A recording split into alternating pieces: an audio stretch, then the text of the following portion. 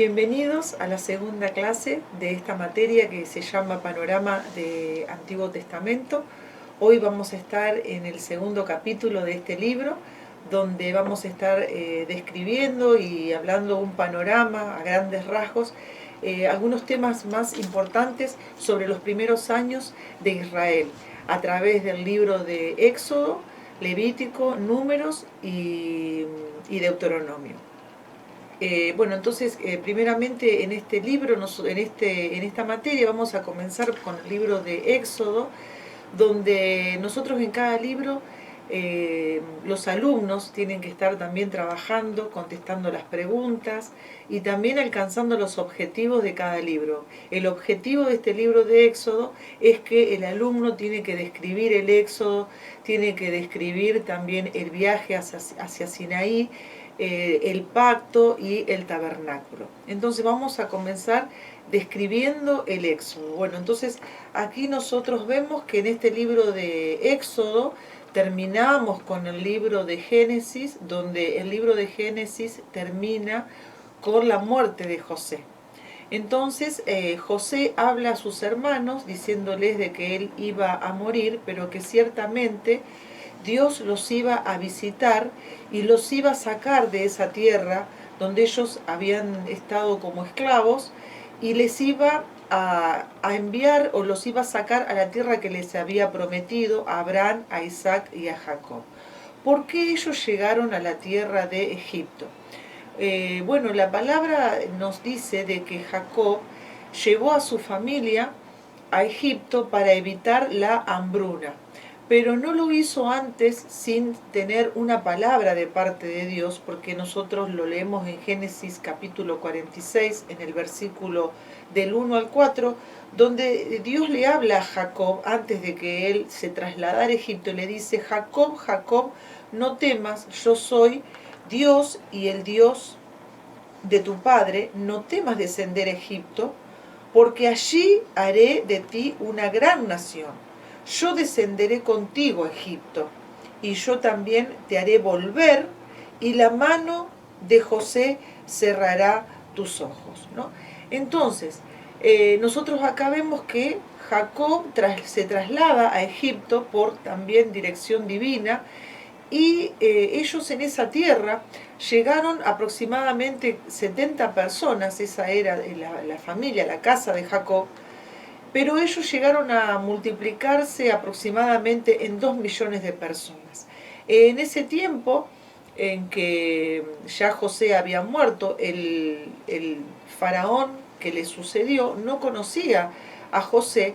Por lo tanto, debido a que el pueblo se había multiplicado, este faraón temió que el pueblo se levantara en su contra, entonces quiso forzó al pueblo de Israel a trabajos de esclavitud, le puso una carga de servidumbre. Acá nosotros vemos que también hay una palabra profética, ¿no? que José le dice a sus hermanos que ciertamente Dios los visitará, ¿no? Entonces él les hizo jurar de que los huesos de José sean trasladados cuando ellos tengan que partir de esa tierra donde ellos habían estado durante 400 años en esclavitud. Muy bien, entonces también en este libro está hablando de Moisés.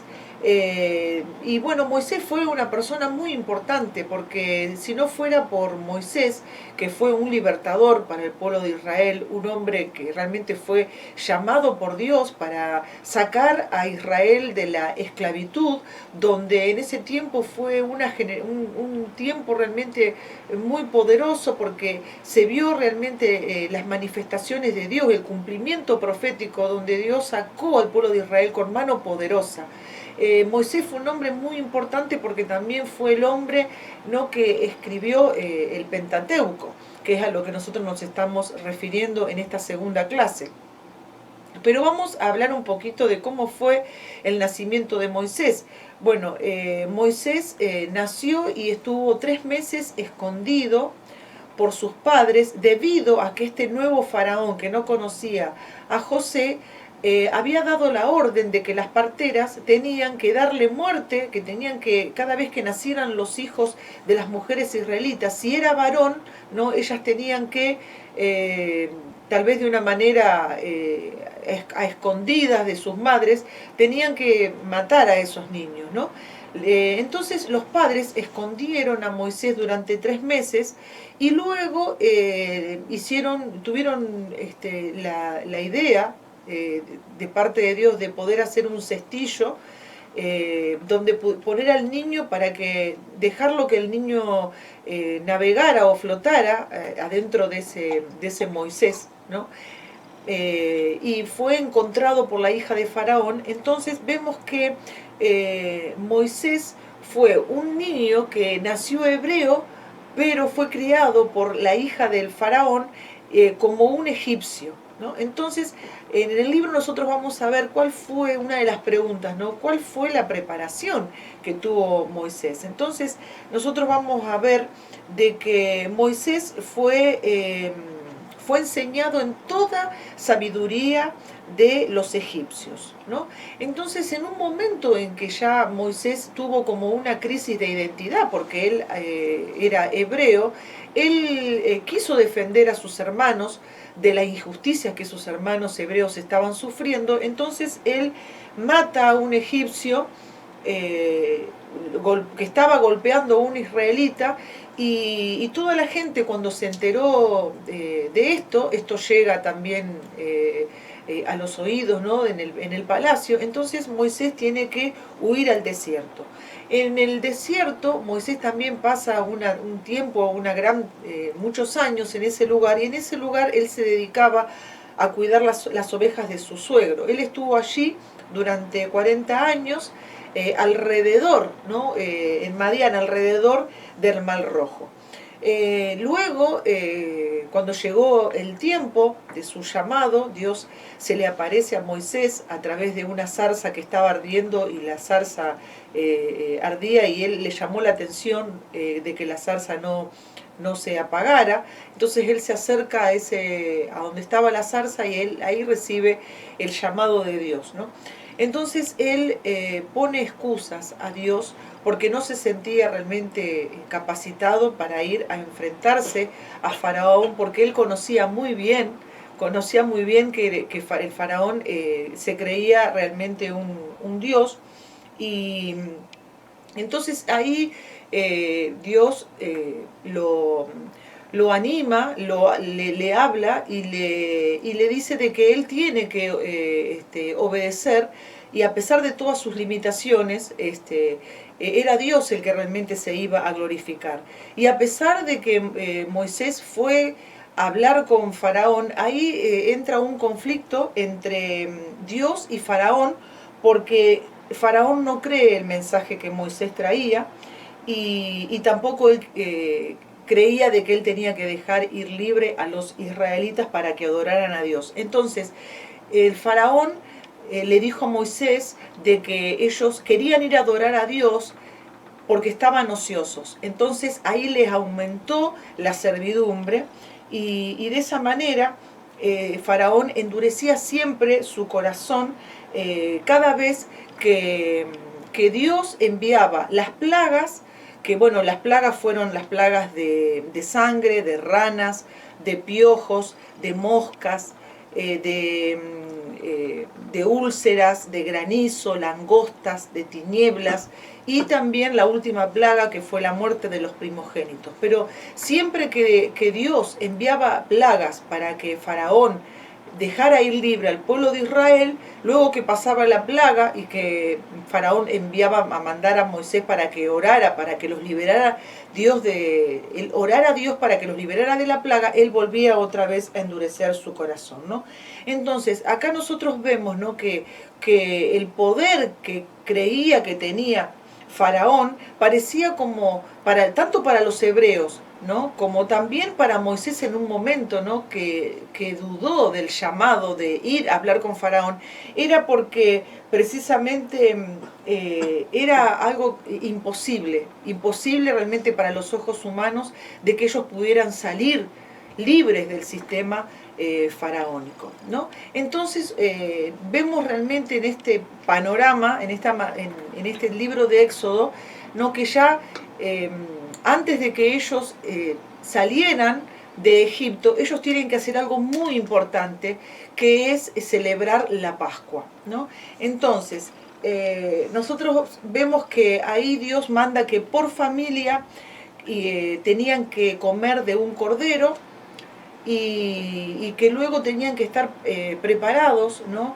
Para que cuando llegue el momento, cuando llegue la orden, ellos tenían que estar preparados para salir libres, ¿no? de esa esclavitud. Bueno, entonces la Pascua y el comer el cordero, nosotros nos está hablando precisamente, ¿no?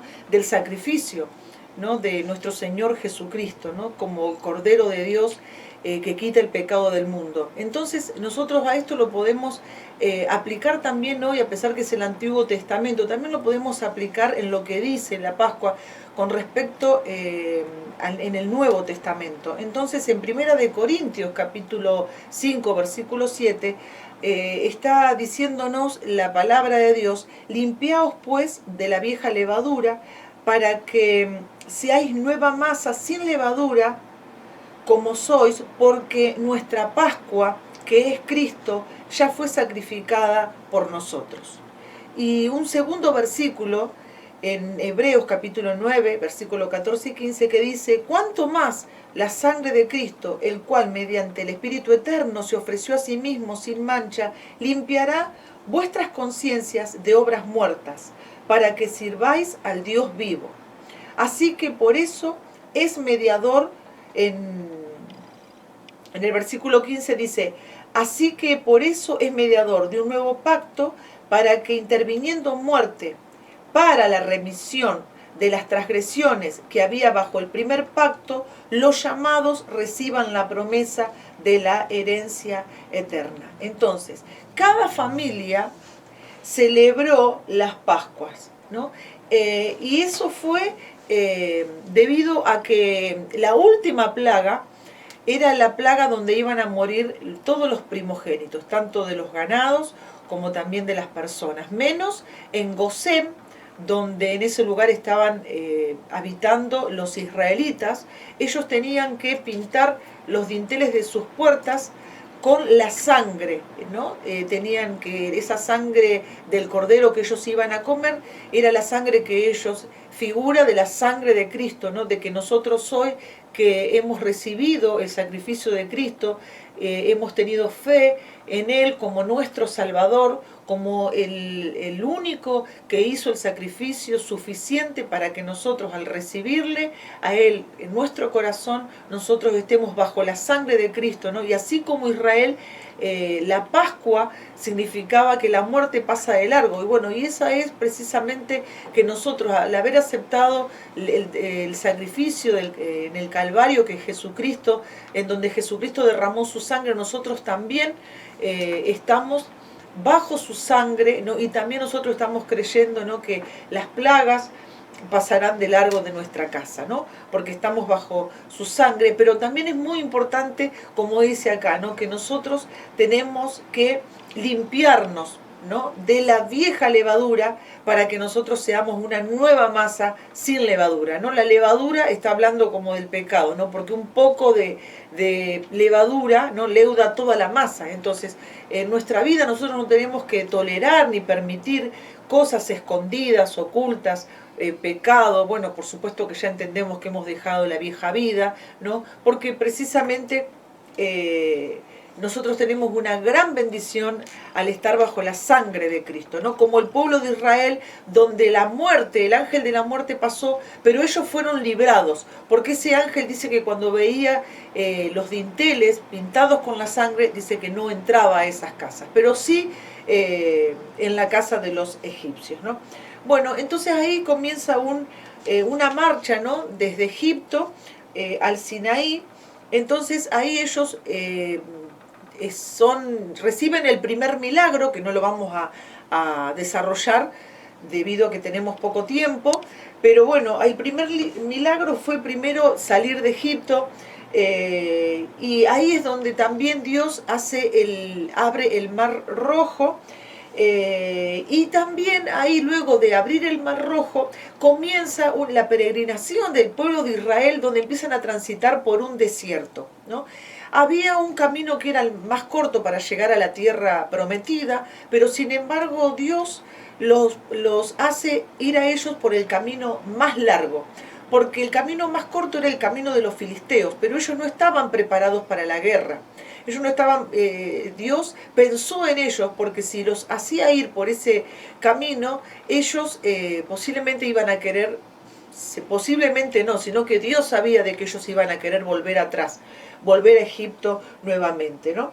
Entonces muchas veces nosotros también le podemos sacar una enseñanza a por qué Dios, en vez de que ellos vayan por el camino más corto, ellos fueron por el camino más largo, ¿no? Y muchas veces nosotros, cuando llegamos al camino del Señor, hemos venido a veces con unas expectativas, o hemos tal vez planificado nuestra vida de cierta forma, ¿no? Creyendo que nosotros tal vez íbamos a alcanzar esto o aquello, o también a veces pensamos también en metas, nos ponemos muchas veces proyectos con fecha, ¿no? A mediano, a largo plazo, pero creemos que eso que nosotros planificamos se va a cumplir, ¿no? En cierto tiempo. Pero nosotros vemos que cuando nos ponemos en el proceso del Señor, esa expectación que nosotros tenemos muchas veces no se cumple, y nosotros no vamos a la velocidad que nosotros queremos, ¿no? De entrar realmente a esa tierra donde Dios promete que fluye leche y miel, sino que muchas veces tenemos que esperar, ¿no? Que vamos a vivir distintas etapas, vamos a vivir distintas experiencias espirituales, hasta poder alcanzar ese crecimiento espiritual, hasta poder alcanzar esa madurez. Pero Dios, como piensa en nosotros, ¿no? Seguramente que Él sabe de que si nos daría las cosas tan rápido como nosotros queremos, si nosotros alcanzáramos las cosas en la velocidad que nosotros queremos, tal vez nos perderíamos en la bendición, ¿no? Y tal vez nos iríamos otra vez a donde nosotros estábamos antes, ¿no? En el mundo, que sabemos que son los deseos de los ojos, los deseos de la carne, la vanagloria de la vida. Entonces Dios es sabio, ¿no? En haber escogido el camino más largo por el cual tenía que transitar Israel, ¿no? Bueno, entonces nosotros vemos que en este libro de Éxodo hay varios temas, ¿no? Como venimos recién describiendo.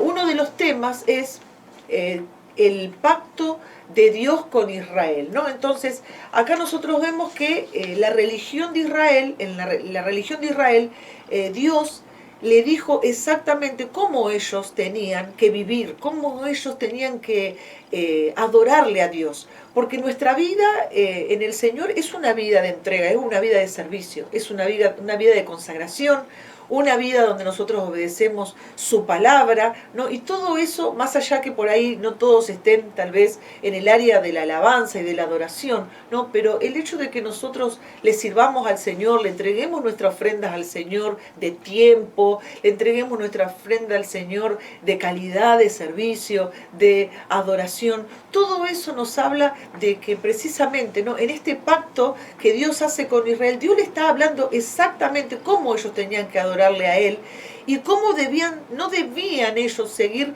las costumbres de las religiones que ellos tenían alrededor, de otras naciones paganas, ¿no? Cómo ellos tenían que ser un pueblo que tenía que marcar una diferencia, ¿no?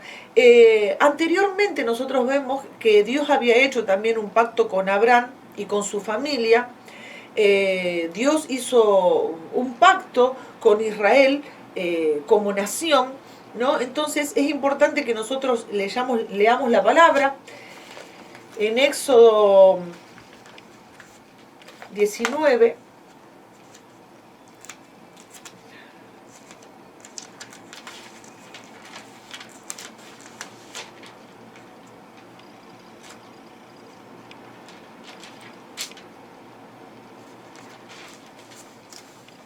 Voy a leer desde el versículo 3, que dice: y Moisés subió a Dios, y Jehová lo llamó desde el monte, diciendo: así dirás a la casa de Jacob y anunciarás a los hijos de Israel: vosotros visteis lo que hice a los egipcios y cómo os tomé sobre alas de águilas y os he traído.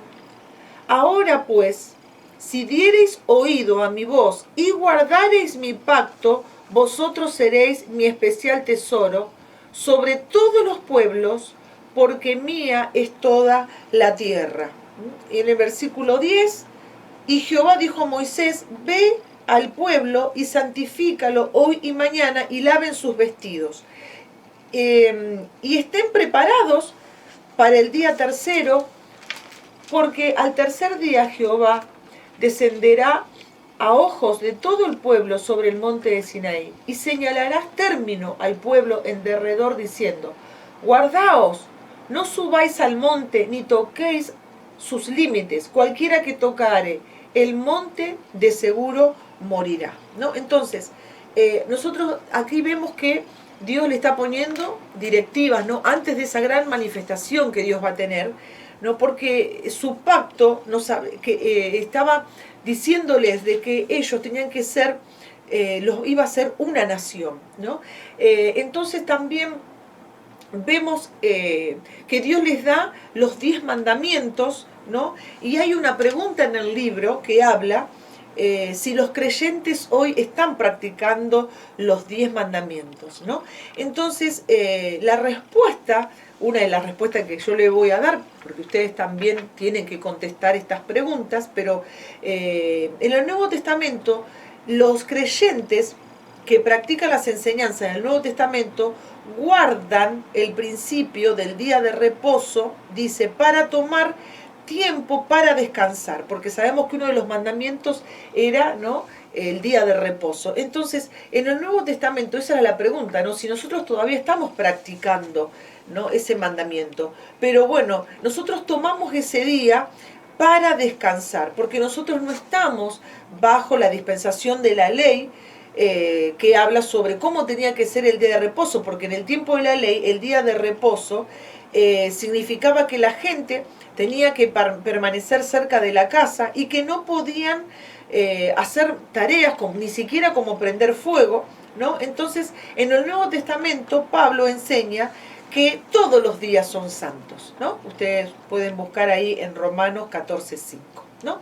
Bueno, luego también tenemos las leyes, ¿no? Dios les dio numerosas leyes para que ellos administraran y cumplieran, ¿no?, esa justicia de Dios al respetar estas leyes que servían para la vida, ¿no?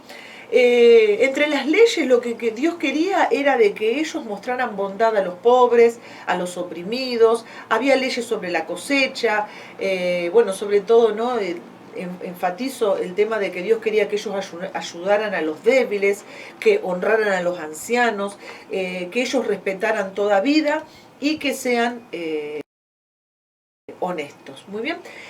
Bueno, de ahora, desde este tema nosotros vamos a ver el tema del tabernáculo, que el tabernáculo era el lugar de la habitación del Señor entre su pueblo, ¿no? Porque en ese lugar era como que había un santuario que estaba hecho en 3 partes, y en la parte del lugar santísimo era como que ahí estaba la Shekinah, ¿no?, como que estaba la misma presencia de Dios, ¿no?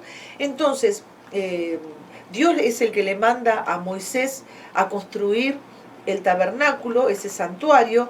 El tabernáculo también recibía otros nombres, como por ejemplo tabernáculo del testimonio, tabernáculo de reunión. ¿Por qué un tabernáculo de reunión? Porque allí era donde el Señor se encontraba con su pueblo, ¿no? Y ese lugar del santuario dice que estaba lleno de la gloria del Señor y de su presencia, ¿no? La nube estaba sobre él, la gloria Cabot, y cuando la nube se alzaba del tabernáculo, los hijos de Israel se movían, ¿no? Ellos entendían que ellos tenían que levantar el campamento y marchar a sus jornadas, ¿no? ¿Por qué? Porque la nube de Jehová estaba de día sobre el tabernáculo, ¿no? Y el fuego de noche, ¿no? El tabernáculo tenía una entrada donde el sacerdote entraba por las mañanas y estaba orientado hacia donde estaba el sol saliente, ¿no? Era había un área también abierta que era el patio, tenía una cerca.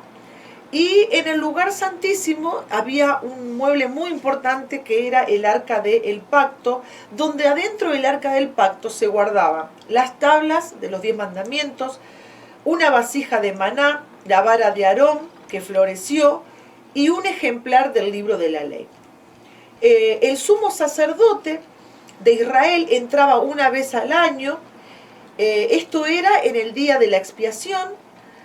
Ante el arca del pacto, él allí ofrecía un sacrificio de sangre por los pecados, ¿no?, de Israel.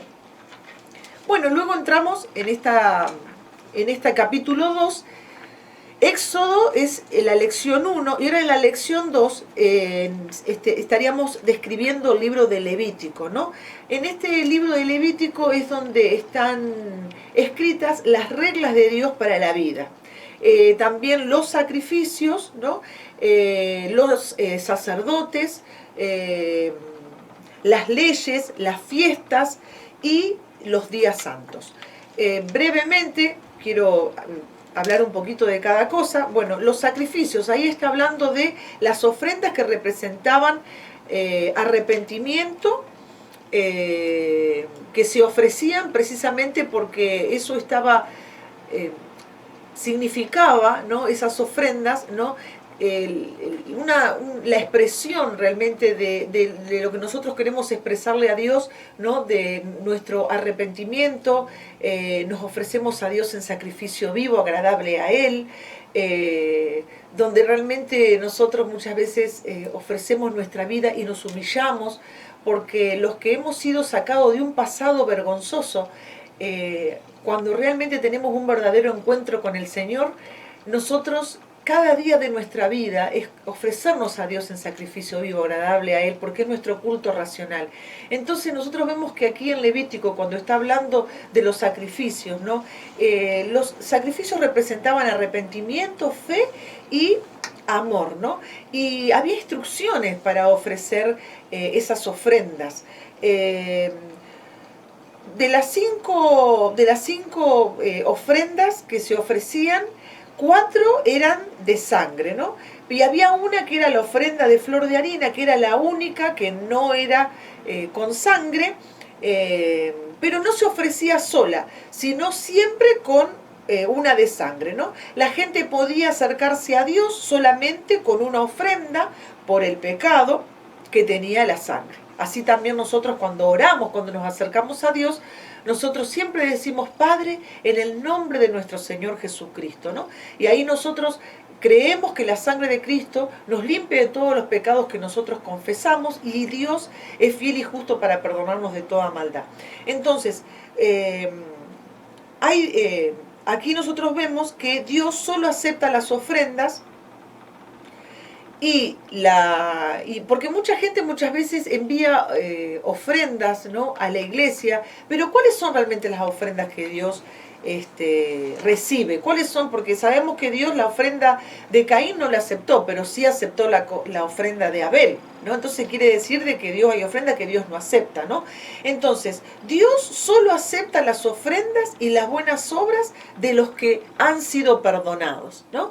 De aquellos que realmente entienden lo que significa realmente tener la salvación a través del sacrificio de Cristo, ¿no? Entonces acá también hay un versículo en Hebreos capítulo 10, en el versículo 22, el versículo 7 también lo pueden leer, que dice, pero en la segunda parte, solo el sumo sacerdote una vez al año, no sin sangre, la cual ofrece por sí mismo y por los pecados de ignorancia del pueblo, ¿no? Y casi todo es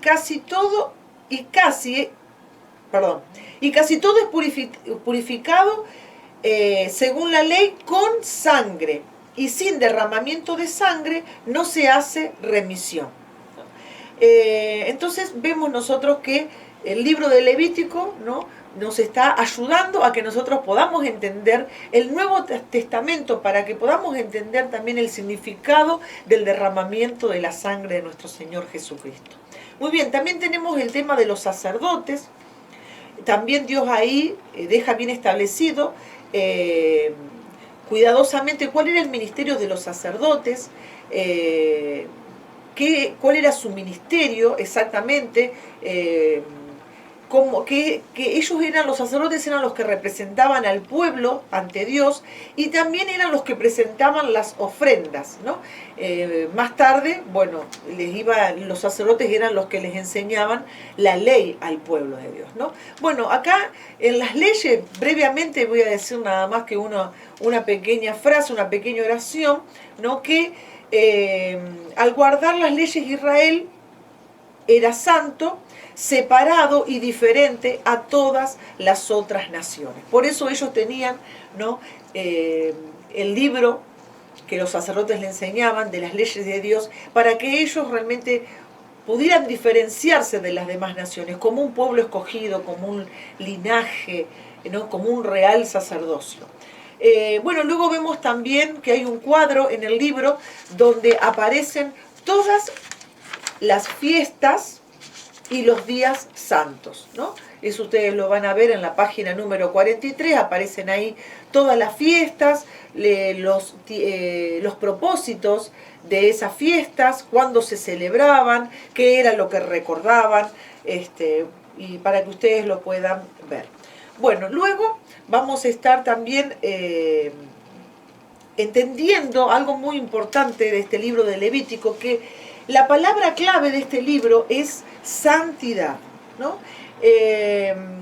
Entonces, Levítico describe también y se refiere a la palabra del Señor que le fue dada a Moisés en el tabernáculo de reunión, para que el pueblo entendiera, ¿no? que sin santidad uno realmente no puede acercarse a Dios. Entonces, ahí se va a describir claramente el sistema de sacrificios, de adoración, que ya lo estuvimos hablando.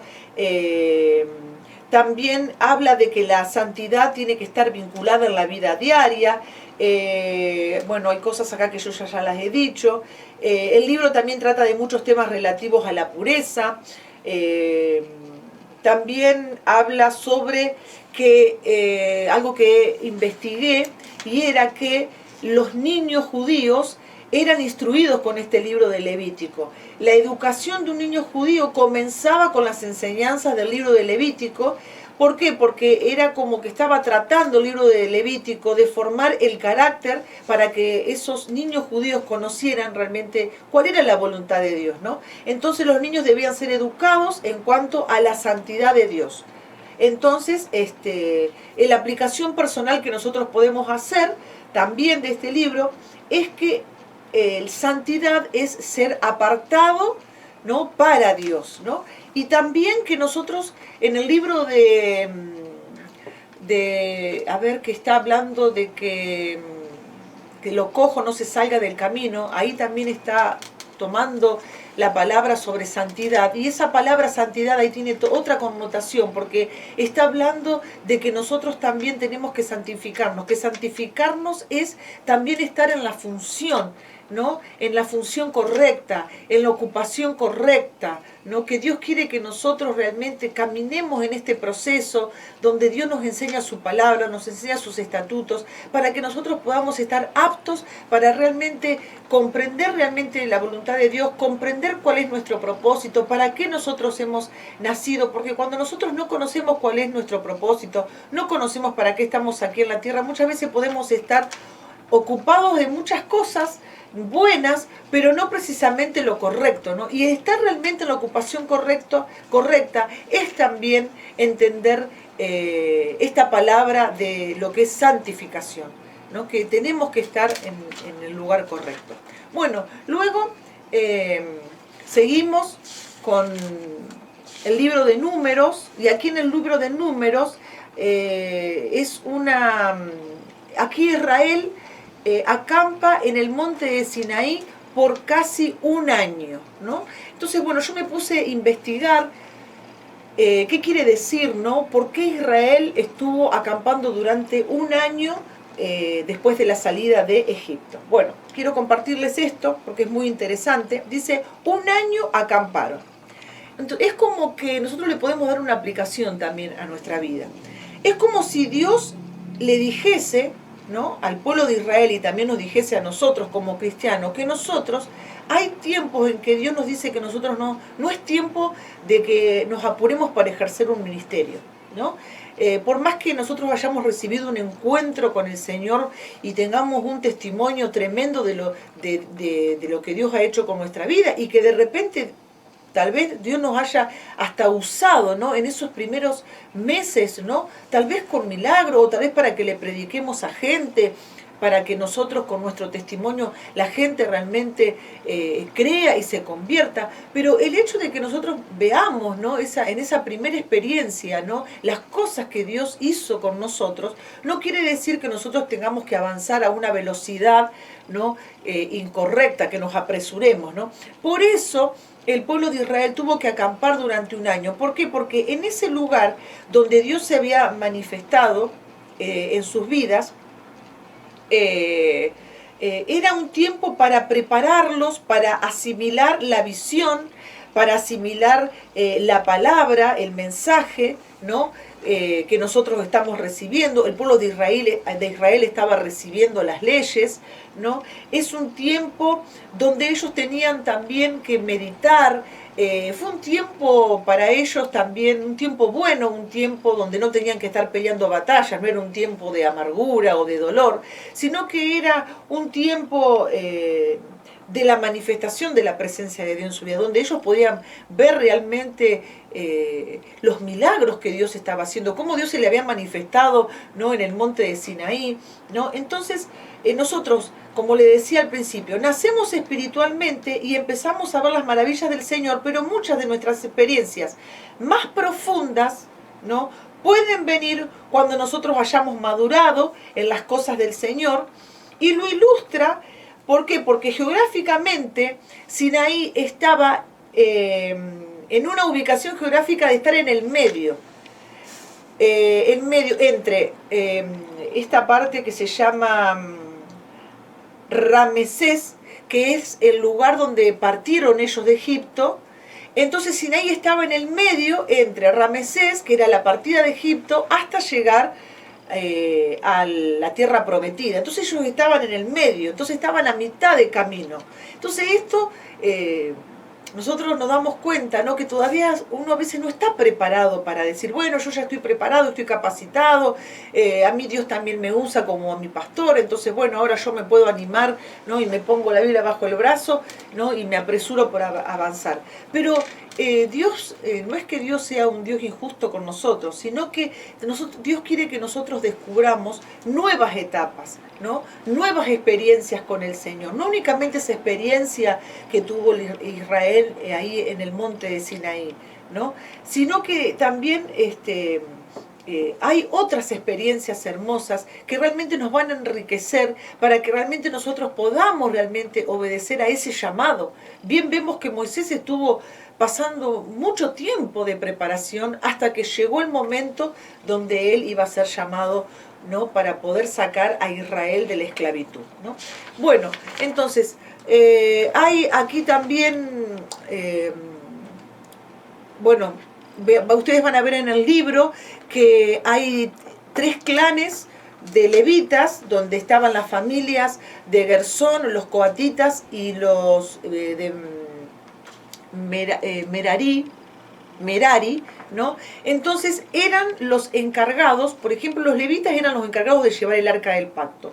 ¿Y quiénes eran las tribus específicas que estaban encargadas de llevar el arca del pacto? Bueno, la tribu de Judá, la tribu de Isaacar, la tribu de Zabulón. Los gersonitas con los meraritas tenían que llevar el tabernáculo. Y bueno, esas eran las tribus de Rubén, Simeón y de Gad. Y los coatitas eran los encargados de llevar los muebles del tabernáculo. Y ahí tenemos la tribu de Dan, Aser, de Neftalí, Efraín, Manasés y los benjamitas, ¿no? Entonces ellos tenían que ubicarse, ¿no? Ahí ellos reciben las reglas del campamento, ¿no? Vemos también que hay una dedicación del tabernáculo. Bueno, eso no lo voy a describir ahora, pero luego pasamos a una parte muy importante que es la parte, la experiencia que ellos tuvieron en Cades Barnea, ¿no? Ahí vemos las quejas en el camino a Cades. La gente dice que se quejó. Ellos se rebelaron contra Dios y contra Moisés. Ellos habían visto los milagros, ya ellos no eran niños espirituales. ¿Por qué? Porque ya habían visto la experiencia del Mar Rojo, habían visto la experiencia de cómo Dios les proveía comida en el desierto a través del maná. Entonces ellos se rebelaron contra Dios porque ellos exigían comer carne, ¿no? Entonces ya Dios no tuvo la misma paciencia que tuvo las otras veces que Israel murmuraba, ¿no? Cada vez que no tenían agua, ¿no? Entonces, bueno, Dios les proveía agua, les proveía alimentos, ¿no? Pero esta vez, cuando ellos querían comer carne, Dios les respondió.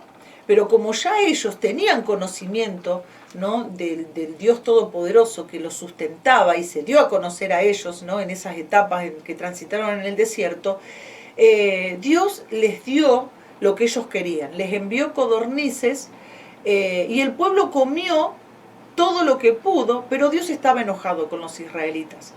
Y por las quejas que ellos, porque las quejas es ante Dios, como diciendo, estará Dios con nosotros, ¿no? O se quejaban porque este alimento liviano, estamos cansados de comer maná. Entonces muchas veces nosotros también, cuando estamos en esa etapa de escasez, en el desierto, también podemos quejarnos y porque queremos volver a Egipto, porque queremos comer tal vez asado, queremos comer las otras cosas, ¿no? Como el pueblo de Israel. Entonces Dios lo toma como un pecado de murmuración, ¿no? Entonces Dios les envió una plaga que mató a muchos de ellos. Bueno, también nosotros vemos también la rebelión que tuvo Israel de los 10 espías en Cades, ¿no? Entonces acá vemos que Moisés envía a los 12 varones a Canaán para reconocer la tierra, y ellos cuando lo vieron con el informe volvieron y dijeron que era imposible. Ellos le dijeron a todo el pueblo que deberían volver a Egipto. Solamente Josué y Caleb eran los únicos que estaban firmes en la fe, y ellos proclamaron que ellos, con la ayuda de Dios, iban a poder tomar la tierra.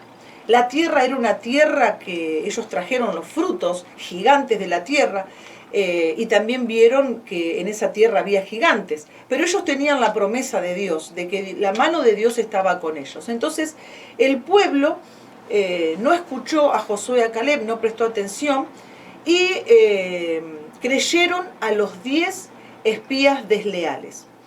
Y también el pueblo habló de elegir y reemplazar a Moisés, ¿no? Ellos amenazaron de apedrear a Josué y a Caleb, y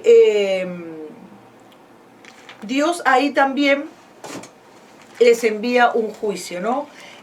Bueno, ¿qué enseñanza nosotros sacamos aquí en Cades Barnea? La enseñanza que nosotros sacamos es sobre el tema de la incredulidad, ¿no? Algo que nosotros tenemos que entender, que la incredulidad es lo contrario a la fe, ¿no? Entonces, en muchas ocasiones en nuestro camino en el Señor, nosotros somos desafiados a tener fe. Y nosotros también podemos reaccionar como reaccionó Israel en Cades Barnea, ¿no? Entonces, ¿cómo reaccionó en Cades Barnea el pueblo de Israel? Reaccionó mal. ¿Por qué? Porque ellos tuvieron deseos de volver a Egipto. Ya Egipto había quedado atrás, lejísimo, pero sin embargo el pueblo siempre tenía la tendencia, ¿no? Persistía, ¿no? En los momentos en que tenían dificultades, en el momento en que ellos, como nos pasa, ¿no? Cuando nosotros no podemos cambiar nuestra mentalidad, ¿no? Y tenemos todavía esa mentalidad de esclavitud, ¿no? Entonces cuando todavía no estamos sanos, cuando todavía no tenemos esa sanidad interior, no tenemos esa liberación en nuestra vida, nuestra mentalidad no cambia. Entonces una persona que no está sana no le van a gustar nunca los desafíos, ¿no? Siempre va a querer quedarse en el desierto y que le llueva el maná, pero no va a querer ser desafiado en la fe para ir a pelear las batallas, ¿no? Donde ya el maná va a cesar y donde tenemos nosotros que pelear para conquistar la tierra, ¿no? Entonces esa fue la incredulidad. Es incompatible con la visión y con la fe. ¿Por qué? Porque la fe trae otra reacción en nuestra vida. Por ejemplo, fe es, por ejemplo, cuando uno dice, vamos, podemos, marchemos, conquistemos, busquemos la bendición de Dios. Sin embargo, la incredulidad dice, quedémonos, no podemos, retrocedamos, estemos quietos, tal vez, será posible, ¿no? Entonces, la incredulidad nos limita en la fe, para que nosotros no podamos seguir avanzando para poder ver otras bendiciones que Dios tiene para nosotros, ¿no? Entonces la incredulidad que produjo en la vida de los israelitas, produjo derrota, ¿no? Y produjo a partir de ese momento que ellos quedaron realmente sentenciados a vivir dando vueltas en el desierto, ¿no? Luego cuando ellos escucharon la dura sentencia de Dios de que, bueno, de que ellos iban a dar vuelta en el desierto, que no iban a entrar a la tierra prometida, ellos quisieron tomar y hacer lo que no habían hecho antes, ¿no? Quisieron ir y tomar la tierra, ir a pelear la batalla para tomar la tierra prometida, pero ya era muy tarde. Entonces Moisés les advierte que ni Dios estaba con ellos, y si ellos subían y se obstinaban, ¿no? Para pelear contra los cananeos,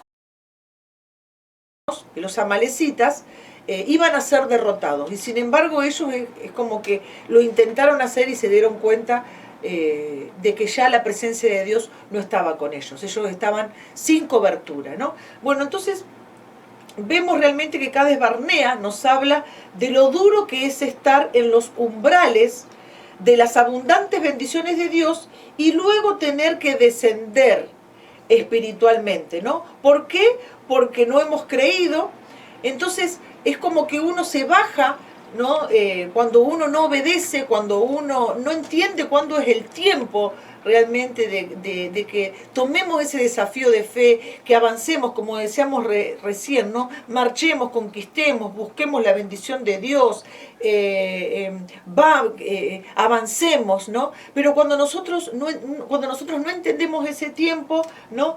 Ahí luego nosotros vamos a tener un descenso espiritual. Entonces no es fácil recuperar los niveles espirituales que hemos perdido, ¿no? Nos va a costar un gran esfuerzo, nos va a costar mucha oración, nos va a costar mucha consagración. ¿Por qué? Por no entender, por no tener fe, ¿no? Entonces, luego a partir de ese momento vamos a vivir siempre en derrota espiritual, ¿no? Muchas veces lo vemos eso cuando nuestras oraciones no son contestadas, cuando nosotros no tenemos los resultados esperados. Y bueno, bien dice la palabra, ¿no? Que Israel siguió viviendo en el desierto. Para terminar está luego en Moab, que dice que Dios, desde Cades a las llanuras de Moab, viene esa parte, ¿no? Donde un gran número de personas murieron a causa, ¿no? Bueno, a ver, acá les voy a leer un poco. Ellos, bueno, después de haber fracasado en la prueba de fe en Cades, no pudieron entrar a la tierra prometida a causa del pecado. Vemos que Dios juzgó a los israelitas por 38 años, vagaron en el desierto. Después de 38 años derrochados en el desierto, los israelitas nuevamente llegaron a la frontera de Canaán. El pueblo continuaba quejándose contra Dios, ¿no? Y de nuevo Dios los castigó por sus protestas y les envió serpientes mortíferas al campamento. Un gran número de personas murieron a causa de la mordedura de las serpientes. Luego se arrepintieron y le pidieron a Moisés que orara por ellos. Moisés lo hizo y Dios le contestó. Le dijo a Moisés que hiciera una serpiente de bronce y lo pusiera en un asta, y le indicó que los que recibieran una mordedura miraran a la serpiente de bronce y vivirían, ¿no? Bueno, termina luego hablando de que en Moab Dios prepara una nueva generación para poseer a Canaán, y vemos ahí a Balac y Balaam. Vemos esa historia, bueno, que ustedes van a ahí estar leyendo en el libro, la van a poder leer, investigar, y ahí vemos también otra plaga, ¿no? Una plaga que mató a 24.000 israelitas, ¿no? Bueno, esta plaga, esta mortandad, es como que termina con la antigua generación, ¿no? Donde esa generación muere, ¿no? Totalmente en esa última plaga, ¿no? Que se cree que fue la última mortandad, donde ahí esa generación muere en el desierto. Bueno, la verdad que esta materia es un panorama. Yo les dejo las tareas para que ustedes puedan responder a todas las preguntas, donde ustedes van a poder ampliar algunas partes que yo, por causa de poco tiempo que tenemos para dar esta clase, no puedo desarrollarlas, pero bueno, tiene una hermosa aplicación para que nosotros podamos entender que, bueno, el proceso de Israel en esta parte que hemos estado nosotros compartiendo, nos deja muchas verdades para que nosotros no cometamos los mismos errores, y si los hemos cometido, que nosotros podamos restaurarnos, ¿no? Y que podamos volver al camino, y no tomar los mismos ejemplos y los mismos errores que por la naturaleza humana pecaminosa que tenemos, siempre tenemos esa tendencia, ¿no? De querer volver atrás cuando se nos presentan ciertas dificultades, ¿no? Y que también este libro nos animó a la santidad. Este libro también nos animó a ver realmente, a conocer a Dios a través del desierto. A través del desierto el pueblo de Israel conoció un Dios, un Jehová Jireh, un Jehová Silkenú, un Jehová Rafa, ¿no? Conocieron las virtudes de Dios, porque el pueblo no lo conocía a Dios. Dios le prepara ese desierto para que ellos conozcan realmente al Dios poderoso. Y es un poco, la historia de Israel es un poco la historia de nuestro proceso, ¿no? Bueno, quiero dejarle la bendición de Dios sobre su vida, y que ustedes puedan estar estudiando y enriqueciéndose con este segundo capítulo de este libro, Panorama del Antiguo Testamento. Dios les bendiga. Honestos, muy bien. Bueno, de ahora, desde este tema, nosotros vamos a ver el tema del tabernáculo, que el tabernáculo era el lugar de la habitación del Señor entre su pueblo, ¿no? Porque en ese lugar era como que había un santuario que estaba hecho en 3 partes, y en la parte del lugar santísimo era como que ahí estaba la Shekinah, ¿no? Como que estaba la misma presencia de Dios, ¿no? Entonces, Dios es el que le manda a Moisés a construir el tabernáculo, ese santuario. El tabernáculo también recibía otros nombres, como por ejemplo tabernáculo del testimonio, tabernáculo de reunión. ¿Por qué un tabernáculo de reunión? Porque allí era donde el Señor se encontraba con su pueblo, ¿no? Y ese lugar del santuario dice que estaba lleno de la gloria del Señor y de su presencia, ¿no? La nube estaba sobre él, la gloria Cabot, y cuando la nube se alzaba del tabernáculo, los hijos de Israel se movían, ¿no? Ellos entendían que ellos tenían que levantar el campamento y marchar a sus jornadas, ¿no? ¿Por qué? Porque la nube de Jehová estaba de día sobre el tabernáculo, ¿no? Y el fuego de noche, ¿no? El tabernáculo tenía una entrada donde el sacerdote entraba por las mañanas, y estaba orientado hacia donde estaba el sol saliente, ¿no? Era había un área también abierta que era el patio, tenía una cerca, y en el lugar santísimo había un mueble muy importante que era el arca del pacto, donde adentro del arca del pacto se guardaban las tablas de los 10 mandamientos, una vasija de maná, la vara de Aarón que floreció y un ejemplar del libro de la ley. El sumo sacerdote de Israel entraba una vez al año, esto era en el día de la expiación, ante el arca del pacto. Él allí ofrecía un sacrificio de sangre por los pecados, ¿no?, de Israel. Bueno, luego entramos en esta capítulo 2. Éxodo es la lección 1 y ahora en la lección 2 estaríamos describiendo el libro de Levítico, ¿no? En este libro de Levítico es donde están escritas las reglas de Dios para la vida. También los sacrificios, ¿no?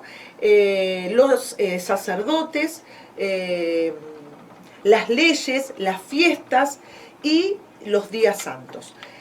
Brevemente quiero hablar un poquito de cada cosa. Bueno, los sacrificios, ahí está hablando de las ofrendas que representaban arrepentimiento, que se ofrecían precisamente porque eso estaba, significaba, ¿no?, esas ofrendas, ¿no?, la expresión realmente de lo que nosotros queremos expresarle a Dios, ¿no?, de nuestro arrepentimiento.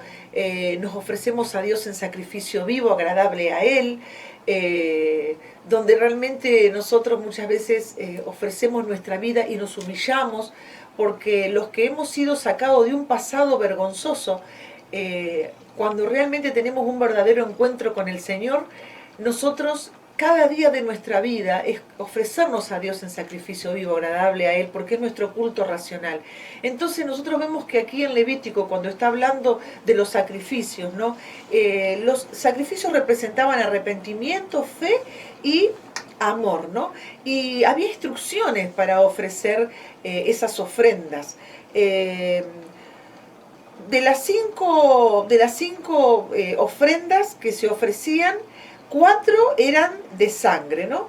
Y había una que era la ofrenda de flor de harina, que era la única que no era con sangre, pero no se ofrecía sola, sino siempre con una de sangre, ¿no? La gente podía acercarse a Dios solamente con una ofrenda por el pecado que tenía la sangre. Así también nosotros cuando oramos, cuando nos acercamos a Dios, nosotros siempre decimos, Padre, en el nombre de nuestro Señor Jesucristo, ¿no? Y ahí nosotros creemos que la sangre de Cristo nos limpia de todos los pecados que nosotros confesamos, y Dios es fiel y justo para perdonarnos de toda maldad. Entonces, aquí nosotros vemos que Dios solo acepta las ofrendas, y porque mucha gente muchas veces envía ofrendas, ¿no?, a la iglesia, pero ¿cuáles son realmente las ofrendas que Dios recibe? ¿Cuáles son? Porque sabemos que Dios la ofrenda de Caín no la aceptó, pero sí aceptó la ofrenda de Abel, ¿no? Entonces quiere decir de que Dios hay ofrendas que Dios no acepta, ¿no? Entonces, Dios solo acepta las ofrendas y las buenas obras de los que han sido perdonados, ¿no? De aquellos que realmente entienden lo que significa realmente tener la salvación a través del sacrificio de Cristo, ¿no? Entonces acá también hay un versículo en Hebreos capítulo 10, en el versículo 22, el versículo 7 también lo pueden leer, que dice: pero en la segunda parte, solo el sumo sacerdote una vez al año, no sin sangre, la cual ofrece por sí mismo y por los pecados de ignorancia del pueblo, ¿no? Y casi todo es purificado según la ley con sangre, y sin derramamiento de sangre no se hace remisión. Entonces vemos nosotros que el libro de Levítico, ¿no?, nos está ayudando a que nosotros podamos entender el Nuevo Testamento, para que podamos entender también el significado del derramamiento de la sangre de nuestro Señor Jesucristo. Muy bien, también tenemos el tema de los sacerdotes. También Dios ahí deja bien establecido cuidadosamente cuál era el ministerio de los sacerdotes, cuál era su ministerio exactamente, como que ellos eran, los sacerdotes eran los que representaban al pueblo ante Dios y también eran los que presentaban las ofrendas, ¿no? Más tarde, bueno, los sacerdotes eran los que les enseñaban la ley al pueblo de Dios, ¿no? Bueno, acá en las leyes, brevemente voy a decir nada más que una pequeña frase, una pequeña oración, ¿no? Que al guardar las leyes Israel era santo, separado y diferente a todas las otras naciones. Por eso ellos tenían, ¿no? El libro que los sacerdotes le enseñaban de las leyes de Dios para que ellos realmente pudieran diferenciarse de las demás naciones como un pueblo escogido, como un linaje, ¿no? Como un real sacerdocio. Bueno, luego vemos también que hay un cuadro en el libro donde aparecen todas las fiestas y los días santos, ¿no? Eso ustedes lo van a ver en la página número 43, aparecen ahí todas las fiestas, los propósitos de esas fiestas, cuándo se celebraban, qué era lo que recordaban, y para que ustedes lo puedan ver. Bueno, luego vamos a estar también entendiendo algo muy importante de este libro de Levítico, que la palabra clave de este libro es santidad, ¿no? Entonces, Levítico describe también y se refiere a la palabra del Señor que le fue dada a Moisés en el tabernáculo de reunión para que el pueblo entendiera, ¿no? que sin santidad uno realmente no puede acercarse a Dios. Entonces, ahí se va a describir claramente el sistema de sacrificios, de adoración, que ya lo estuvimos hablando. También habla de que la santidad tiene que estar vinculada en la vida diaria. Bueno, hay cosas acá que yo ya las he dicho. El libro también trata de muchos temas relativos a la pureza.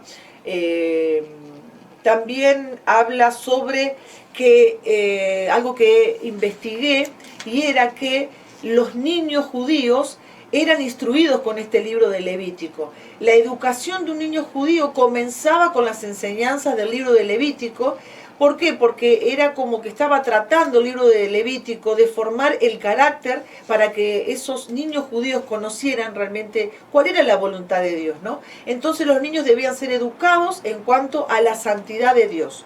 Entonces, la aplicación personal que nosotros podemos hacer también de este libro es que santidad es ser apartado, ¿no? Para Dios, ¿no? Y también que nosotros en el libro a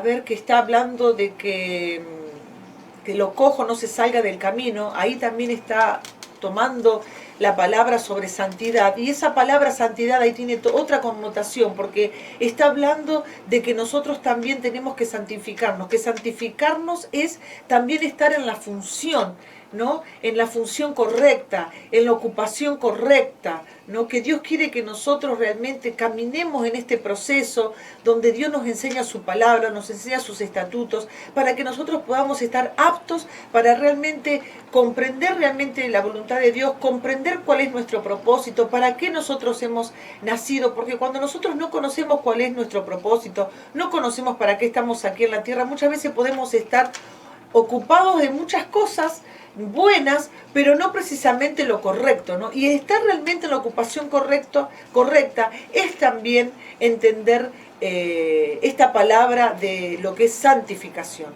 ¿no? Que tenemos que estar en el lugar correcto. Bueno, luego seguimos con el libro de Números, y aquí en el libro de Números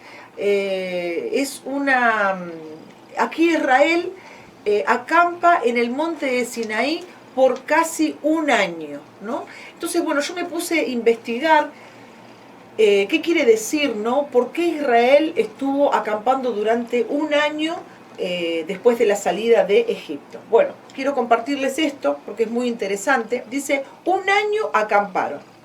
Entonces, es como que nosotros le podemos dar una aplicación también a nuestra vida. Es como si Dios le dijese, ¿no? Al pueblo de Israel, y también nos dijese a nosotros como cristianos, que nosotros hay tiempos en que Dios nos dice que nosotros no es tiempo de que nos apuremos para ejercer un ministerio, ¿no? Por más que nosotros hayamos recibido un encuentro con el Señor y tengamos un testimonio tremendo de lo que Dios ha hecho con nuestra vida, y que de repente tal vez Dios nos haya hasta usado, ¿no?, en esos primeros meses, ¿no?, tal vez con milagro, o tal vez para que le prediquemos a gente, para que nosotros con nuestro testimonio la gente realmente crea y se convierta. Pero el hecho de que nosotros veamos, ¿no?, en esa primera experiencia, ¿no?, las cosas que Dios hizo con nosotros, no quiere decir que nosotros tengamos que avanzar a una velocidad, ¿no?, incorrecta, que nos apresuremos, ¿no? Por eso el pueblo de Israel tuvo que acampar durante un año. ¿Por qué? Porque en ese lugar donde Dios se había manifestado en sus vidas, era un tiempo para prepararlos, para asimilar la visión, para asimilar la palabra, el mensaje, ¿no?, que nosotros estamos recibiendo. El pueblo de Israel estaba recibiendo las leyes, ¿no? Es un tiempo donde ellos tenían también que meditar. Fue un tiempo para ellos también, un tiempo bueno, un tiempo donde no tenían que estar peleando batallas, no era un tiempo de amargura o de dolor, sino que era un tiempo de la manifestación de la presencia de Dios en su vida, donde ellos podían ver realmente los milagros que Dios estaba haciendo, cómo Dios se le había manifestado, ¿no?, en el monte de Sinaí, ¿no? Entonces, nosotros, como le decía al principio, nacemos espiritualmente y empezamos a ver las maravillas del Señor, pero muchas de nuestras experiencias más profundas, ¿no?, pueden venir cuando nosotros hayamos madurado en las cosas del Señor. Y lo ilustra, ¿por qué? Porque geográficamente Sinaí estaba en una ubicación geográfica de estar en medio entre esta parte que se llama Ramesés, que es el lugar donde partieron ellos de Egipto. Entonces Sinaí estaba en el medio entre Ramesés, que era la partida de Egipto, hasta llegar a la tierra prometida. Entonces ellos estaban en el medio, entonces estaban a mitad de camino. Entonces esto, nosotros nos damos cuenta, ¿no?, que todavía uno a veces no está preparado para decir, bueno, yo ya estoy preparado, estoy capacitado, a mí Dios también me usa como a mi pastor, entonces bueno, ahora yo me puedo animar, ¿no?, y me pongo la Biblia bajo el brazo, ¿no?, y me apresuro por avanzar.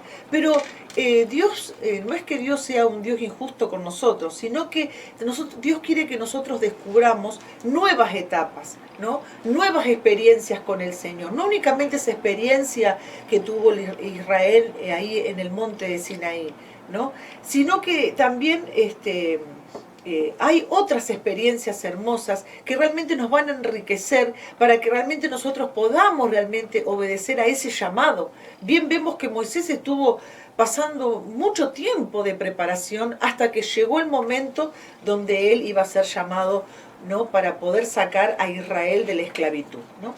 Bueno, entonces, hay aquí también,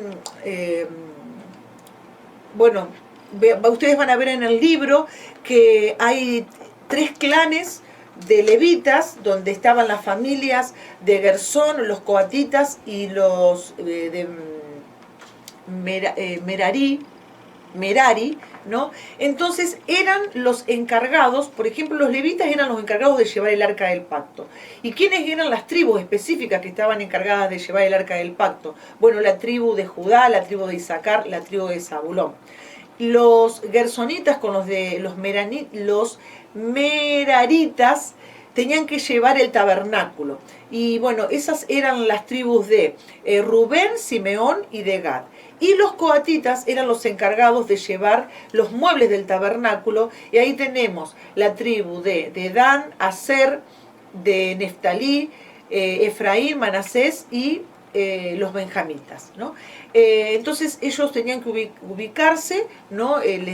Ahí ellos reciben las reglas del campamento, ¿no? Vemos también que hay una dedicación del tabernáculo. Bueno, eso no lo voy a describir ahora, pero luego pasamos a una parte muy importante, que es la parte, la experiencia que ellos tuvieron en Cades Barnea, ¿no? Ahí vemos las quejas en el camino a Cades. La gente dice que se quejó. Ellos se rebelaron contra Dios y contra Moisés. Ellos habían visto los milagros, ya ellos no eran niños espirituales. ¿Por qué? Porque ya habían visto la experiencia del Mar Rojo, habían visto la experiencia de cómo Dios les proveía comida en el desierto a través del maná. Entonces ellos se rebelaron contra Dios porque ellos exigían comer carne, ¿no? Entonces ya Dios no tuvo la misma paciencia que tuvo las otras veces que Israel murmuraba, ¿no? Cada vez que no tenían agua, ¿no? Entonces, bueno, Dios les proveía agua, les proveía alimentos, ¿no? Pero esta vez, cuando ellos querían comer carne, Dios les respondió. Pero como ya ellos tenían conocimiento, ¿no? del Dios Todopoderoso que los sustentaba y se dio a conocer a ellos, ¿no? En esas etapas en que transitaron en el desierto, Dios les dio lo que ellos querían, les envió codornices y el pueblo comió todo lo que pudo, pero Dios estaba enojado con los israelitas. Y por las quejas que ellos, porque las quejas es ante Dios, como diciendo, estará Dios con nosotros, ¿no? O se quejaban porque este alimento liviano, estamos cansados de comer maná. Entonces muchas veces nosotros también, cuando estamos en esa etapa de escasez, en el desierto, también podemos quejarnos y porque queremos volver a Egipto, porque queremos comer tal vez asado, queremos comer las otras cosas, ¿no? Como el pueblo de Israel. Entonces Dios lo toma como un pecado de murmuración, ¿no? Entonces Dios les envió una plaga que mató a muchos de ellos. Bueno, también nosotros vemos también la rebelión que tuvo Israel de los 10 espías en Cades, ¿no? Entonces acá vemos que Moisés envía a los 12 varones a Canaán para reconocer la tierra, y ellos cuando volvieron con el informe, volvieron y dijeron que era imposible. Ellos le dijeron a todo el pueblo que deberían volver a Egipto. Solamente Josué y Caleb eran los únicos que estaban firmes en la fe, y ellos proclamaron que ellos, con la ayuda de Dios, iban a poder tomar la tierra. La tierra era una tierra que ellos trajeron los frutos gigantes de la tierra, y también vieron que en esa tierra había gigantes, pero ellos tenían la promesa de Dios, de que la mano de Dios estaba con ellos. Entonces el pueblo no escuchó a Josué y a Caleb, no prestó atención, y creyeron a los 10 espías desleales. Y también el pueblo habló de elegir y reemplazar a Moisés, ¿no? Ellos amenazaron de apedrear a Josué y a Caleb, y Dios ahí también les envía un juicio, ¿no? Bueno, ¿qué enseñanza nosotros sacamos aquí en Cades Barnea? La enseñanza que nosotros sacamos es sobre el tema de la incredulidad, ¿no? Algo que nosotros tenemos que entender, que la incredulidad es lo contrario a la fe, ¿no? Entonces, en muchas ocasiones en nuestro camino en el Señor, nosotros somos desafiados a tener fe. Y nosotros también podemos reaccionar como reaccionó Israel en Cades Barnea, ¿no? Entonces, ¿cómo reaccionó en Cades Barnea el pueblo de Israel? Reaccionó mal. ¿Por qué? Porque ellos tuvieron deseos de volver a Egipto.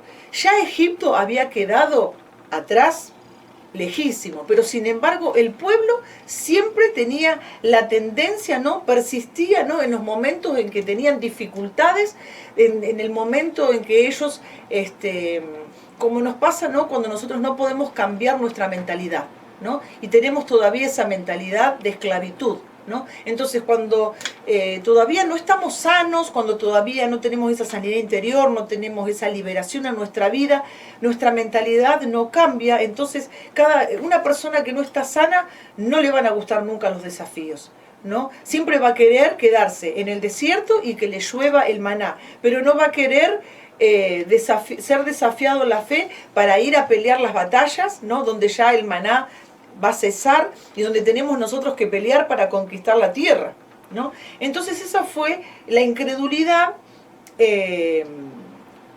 Es incompatible con la visión y con la fe. ¿Por qué? Porque la fe trae otra reacción en nuestra vida. Por ejemplo, fe es, por ejemplo, cuando uno dice, vamos, podemos, marchemos, conquistemos, busquemos la bendición de Dios. Sin embargo, la incredulidad dice, quedémonos, no podemos, retrocedamos, estemos quietos, tal vez, será posible, ¿no? Entonces, la incredulidad nos limita en la fe, para que nosotros no podamos seguir avanzando, para poder ver otras bendiciones que Dios tiene para nosotros, ¿no? Entonces la incredulidad que produjo en la vida de los israelitas, produjo derrota, ¿no? Y produjo a partir de ese momento que ellos quedaron realmente sentenciados a vivir dando vueltas en el desierto, ¿no? Luego, cuando ellos escucharon la dura sentencia de Dios de que, bueno, de que ellos iban a dar vuelta en el desierto, que no iban a entrar a la tierra prometida, ellos quisieron tomar y hacer lo que no habían hecho antes, ¿no? Quisieron ir y tomar la tierra, ir a pelear la batalla para tomar la tierra prometida, pero ya era muy tarde. Entonces Moisés les advierte que ni Dios estaba con ellos, y si ellos subían y se obstinaban, ¿no?, para pelear contra los cananeos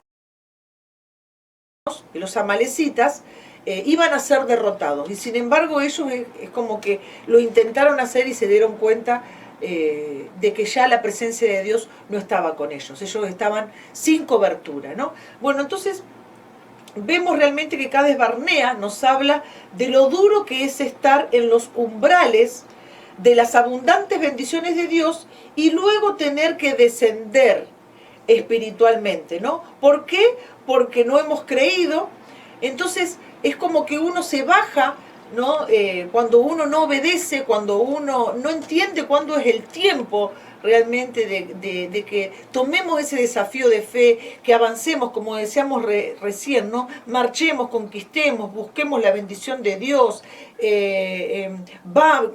avancemos, ¿no? Pero cuando nosotros no entendemos ese tiempo, ¿no?, ahí luego nosotros vamos a tener un descenso espiritual. Entonces no es fácil recuperar los niveles espirituales que hemos perdido, ¿no? Nos va a costar un gran esfuerzo, nos va a costar mucha oración, nos va a costar mucha consagración. ¿Por qué? Por no entender, por no tener fe, ¿no? Entonces, luego a partir de ese momento vamos a vivir siempre en derrota espiritual, ¿no? Muchas veces lo vemos eso cuando nuestras oraciones no son contestadas, cuando nosotros no tenemos los resultados esperados.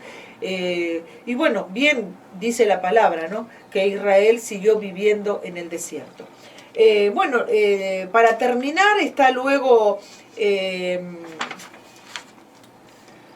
en Moab, que dice que Dios, desde Cades a las llanuras de Moab, viene esa parte, ¿no?, donde un gran número de personas murieron a causa, ¿no?,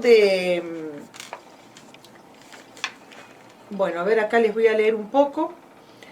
Ellos, bueno, después de haber fracasado en la prueba de fe en Cades, no pudieron entrar a la tierra prometida a causa del pecado.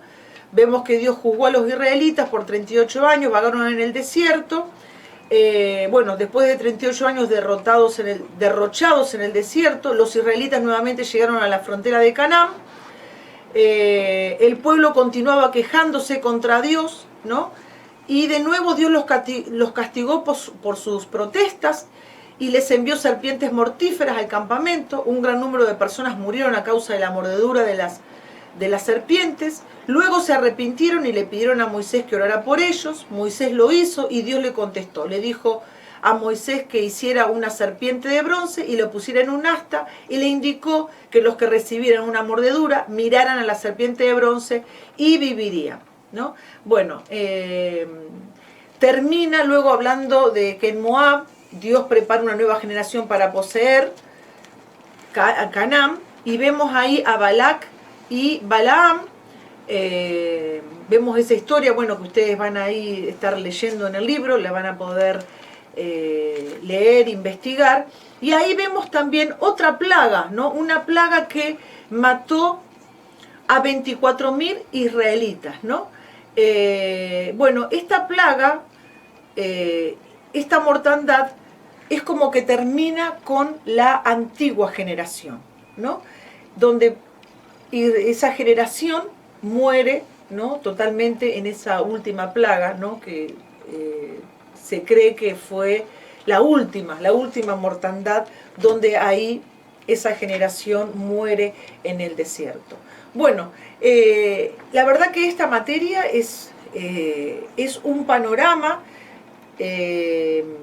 Yo les dejo las tareas para que ustedes puedan responder a todas las preguntas, donde ustedes van a poder ampliar algunas partes que yo, por causa del poco tiempo que tenemos para dar esta clase, no puedo desarrollarlas, pero bueno, tiene una hermosa aplicación para que nosotros podamos entender que, bueno, el proceso de Israel en esta parte que hemos estado nosotros compartiendo, nos dejan muchas verdades para que nosotros no cometamos los mismos errores, y si los hemos cometido, que nosotros podamos restaurarnos, ¿no? Y que podamos volver al camino, y no tomar los mismos ejemplos y los mismos errores que por la naturaleza humana pecaminosa que tenemos, siempre tenemos esa tendencia, ¿no? De querer volver atrás cuando se nos presentan ciertas dificultades, ¿no? Y que también este libro nos animó a la santidad. Este libro también nos animó a ver realmente, a conocer a Dios a través del desierto. A través del desierto el pueblo de Israel conoció un Dios, un Jehová Jireh, un Jehová Sidkenu, un Jehová Rafa, ¿no? Conocieron las virtudes de Dios, porque el pueblo no lo conocía a Dios. Dios le prepara ese desierto para que ellos conozcan realmente al Dios poderoso. Y es un poco, la historia de Israel es un poco la historia de nuestro proceso, ¿no? Bueno, quiero dejarle la bendición de Dios sobre su vida, y que ustedes puedan estar estudiando y enriqueciéndose con este segundo capítulo de este libro, Panorama del Antiguo Testamento. Dios les bendiga. Bienvenidos a la segunda clase de esta materia que se llama Panorama del Antiguo Testamento. Hoy vamos a estar en el segundo capítulo de este libro, donde vamos a estar describiendo y hablando un panorama a grandes rasgos, algunos temas más importantes sobre los primeros años de Israel, a través del libro de Éxodo, Levítico, Números y Deuteronomio. Bueno, entonces, primeramente en este libro, en esta materia, vamos a comenzar con el libro de Éxodo, donde nosotros en cada libro, los alumnos tienen que estar también trabajando, contestando las preguntas y también alcanzando los objetivos de cada libro. El objetivo de este libro de Éxodo es que el alumno tiene que describir el Éxodo, tiene que describir también el viaje hacia Sinaí, el pacto y el tabernáculo. Entonces vamos a comenzar describiendo el Éxodo. Bueno, entonces aquí nosotros vemos que en este libro de Éxodo terminamos con el libro de Génesis, donde el libro de Génesis termina con la muerte de José. Entonces José habla a sus hermanos diciéndoles de que él iba a morir, pero que ciertamente Dios los iba a visitar y los iba a sacar de esa tierra donde ellos habían estado como esclavos, y les iba a enviar, o los iba a sacar a la tierra que les había prometido a Abraham, a Isaac y a Jacob. ¿Por qué ellos llegaron a la tierra de Egipto? Bueno, la palabra nos dice de que Jacob llevó a su familia a Egipto para evitar la hambruna, pero no lo hizo antes sin tener una palabra de parte de Dios, porque nosotros lo leemos en Génesis capítulo 46, en el versículo del 1 al 4, donde Dios le habla a Jacob antes de que él se trasladara a Egipto, y le dice: Jacob, Jacob, no temas, yo soy Dios y el Dios de tu padre, no temas descender a Egipto, porque allí haré de ti una gran nación. Yo descenderé contigo a Egipto, y yo también te haré volver, y la mano de José cerrará tus ojos, ¿no? Entonces, Nosotros acá vemos que Jacob se traslada a Egipto por también dirección divina y ellos en esa tierra llegaron aproximadamente 70 personas, esa era la familia, la casa de Jacob, pero ellos llegaron a multiplicarse aproximadamente en 2 millones de personas.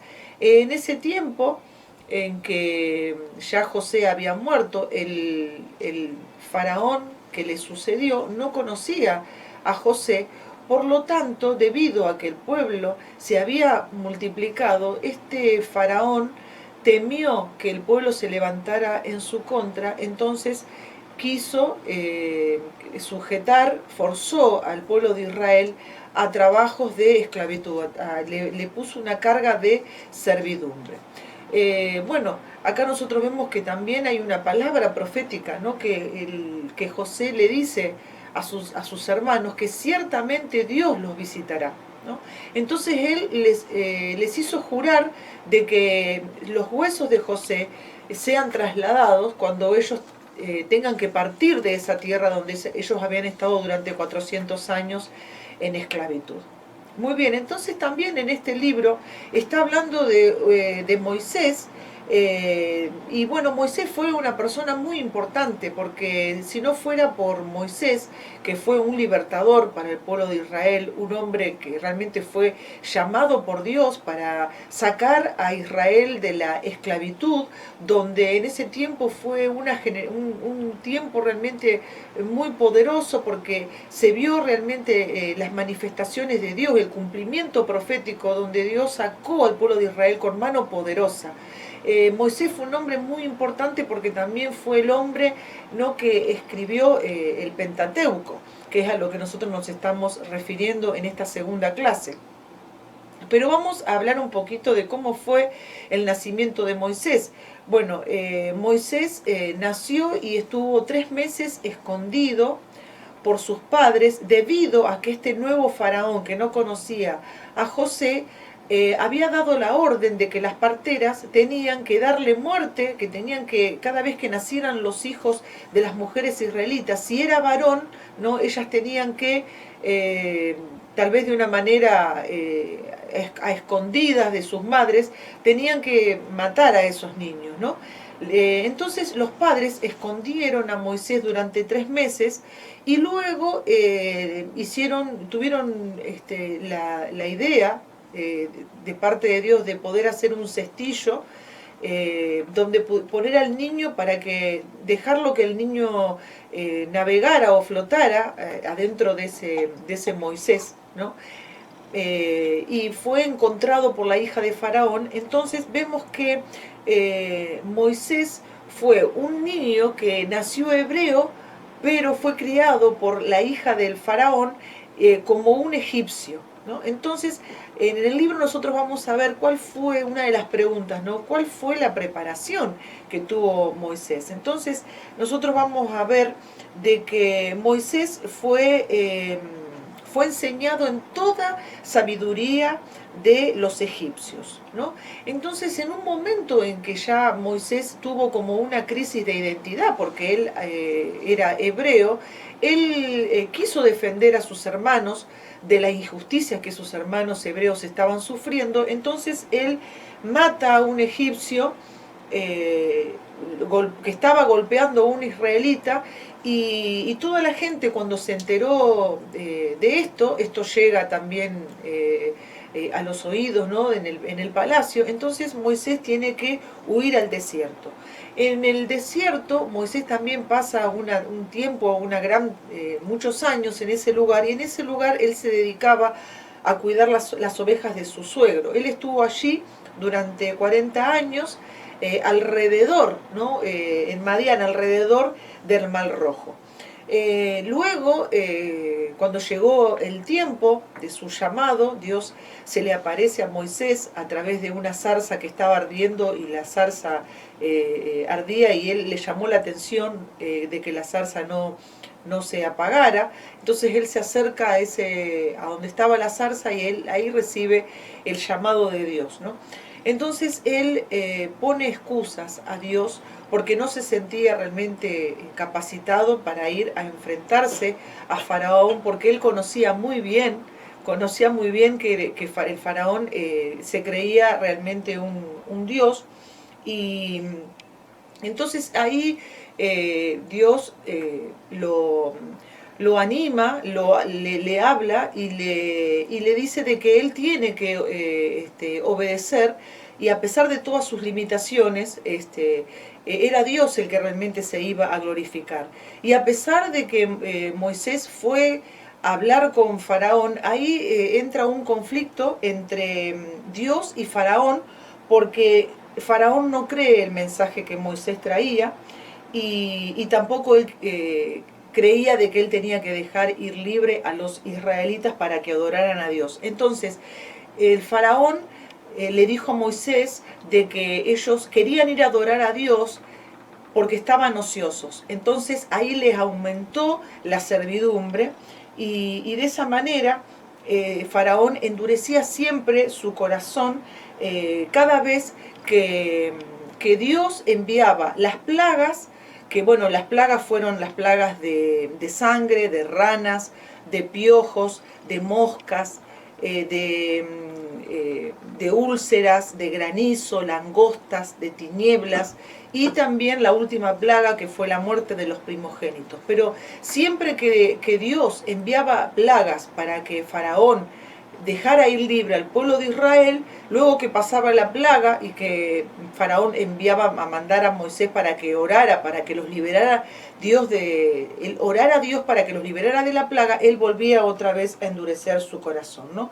Entonces, acá nosotros vemos, ¿no?, que el poder que creía que tenía Faraón parecía como, tanto para los hebreos, ¿no?, como también para Moisés en un momento, ¿no?, que dudó del llamado de ir a hablar con Faraón, era porque precisamente era algo imposible realmente para los ojos humanos de que ellos pudieran salir libres del sistema faraónico, ¿no? Entonces vemos realmente en este panorama, en este libro de Éxodo, ¿no?, que ya antes de que ellos salieran de Egipto, ellos tienen que hacer algo muy importante, que es celebrar la Pascua, ¿no? Entonces, nosotros vemos que ahí Dios manda que por familia tenían que comer de un cordero, y que luego tenían que estar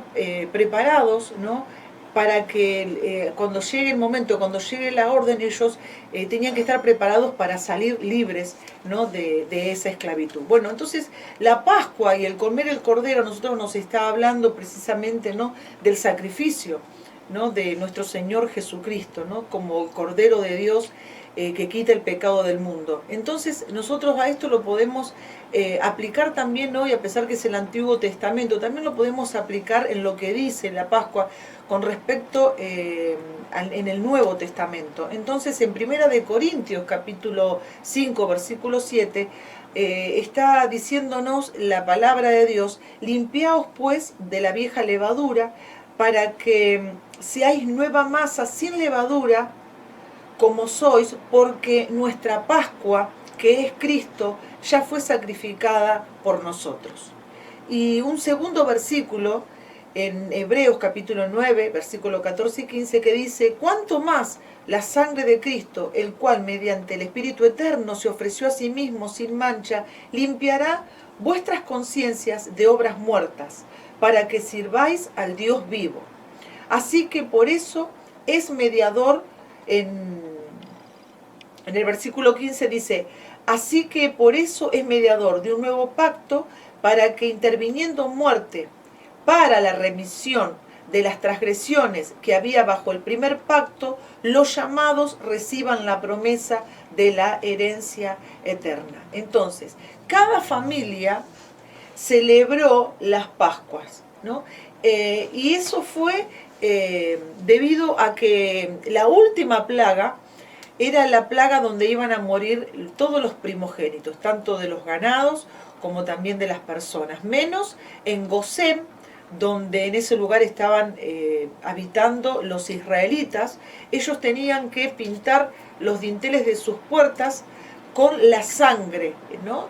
Tenían que, esa sangre del cordero que ellos iban a comer, era la sangre que ellos, figura de la sangre de Cristo, ¿no? De que nosotros hoy, que hemos recibido el sacrificio de Cristo, hemos tenido fe en Él como nuestro Salvador, como el único que hizo el sacrificio suficiente para que nosotros, al recibirle a Él en nuestro corazón, nosotros estemos bajo la sangre de Cristo, ¿no? Y así como Israel, la Pascua significaba que la muerte pasa de largo, y bueno, y esa es precisamente que nosotros, al haber aceptado el sacrificio en el Calvario, que Jesucristo, en donde Jesucristo derramó su sangre, nosotros también estamos bajo su sangre, ¿no? Y también nosotros estamos creyendo, ¿no?, que las plagas pasarán de largo de nuestra casa, ¿no? Porque estamos bajo su sangre, pero también es muy importante, como dice acá, ¿no?, que nosotros tenemos que limpiarnos, ¿no?, de la vieja levadura para que nosotros seamos una nueva masa sin levadura, ¿no? La levadura está hablando como del pecado, ¿no? Porque un poco de levadura, ¿no?, leuda toda la masa. Entonces, en nuestra vida nosotros no tenemos que tolerar ni permitir cosas escondidas, ocultas, pecado. Bueno, por supuesto que ya entendemos que hemos dejado la vieja vida, ¿no? Porque precisamente nosotros tenemos una gran bendición al estar bajo la sangre de Cristo, ¿no? Como el pueblo de Israel, donde la muerte, el ángel de la muerte pasó, pero ellos fueron librados, porque ese ángel dice que cuando veía los dinteles pintados con la sangre, dice que no entraba a esas casas, pero sí en la casa de los egipcios, ¿no? Bueno, entonces ahí comienza una marcha, ¿no?, desde Egipto al Sinaí. Entonces ahí ellos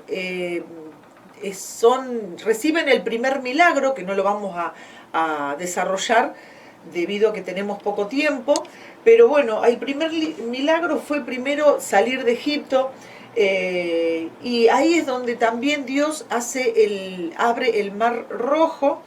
Y también ahí, luego de abrir el mar rojo, comienza la peregrinación del pueblo de Israel, donde empiezan a transitar por un desierto, ¿no?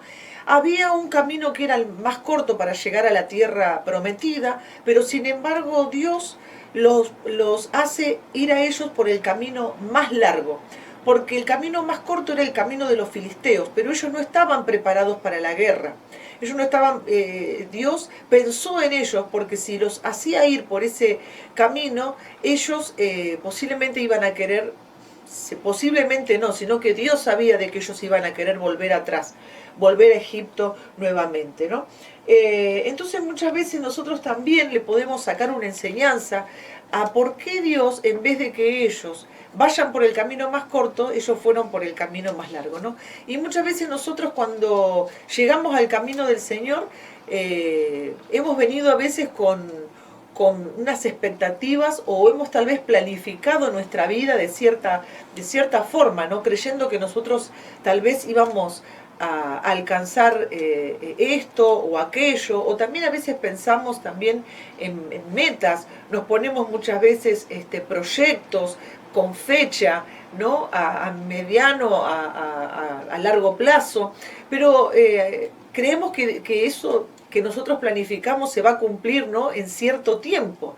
Pero nosotros vemos que cuando nos ponemos en el proceso del Señor, esa expectación que nosotros tenemos muchas veces no se cumple, y nosotros no vamos a la velocidad que nosotros queremos, ¿no?, de entrar realmente a esa tierra donde Dios promete que fluye leche y miel, sino que muchas veces tenemos que esperar, ¿no?, que vamos a vivir distintas etapas, vamos a vivir distintas experiencias espirituales, hasta poder alcanzar ese crecimiento espiritual, hasta poder alcanzar esa madurez. Pero Dios, como piensa en nosotros, ¿no?, seguramente que Él sabe de que si nos daría las cosas tan rápido como nosotros queremos, si nosotros alcanzáramos las cosas en la velocidad que nosotros queremos, tal vez nos perderíamos en la bendición, ¿no? Y tal vez nos iríamos otra vez a donde nosotros estábamos antes, ¿no?, en el mundo, que sabemos que son los deseos de los ojos, los deseos de la carne, la vanagloria de la vida. Entonces Dios es sabio, ¿no?, en haber escogido el camino más largo por el cual tenía que transitar Israel, ¿no? Bueno, entonces nosotros vemos que en este libro de Éxodo hay varios temas, ¿no?, como venimos recién describiendo.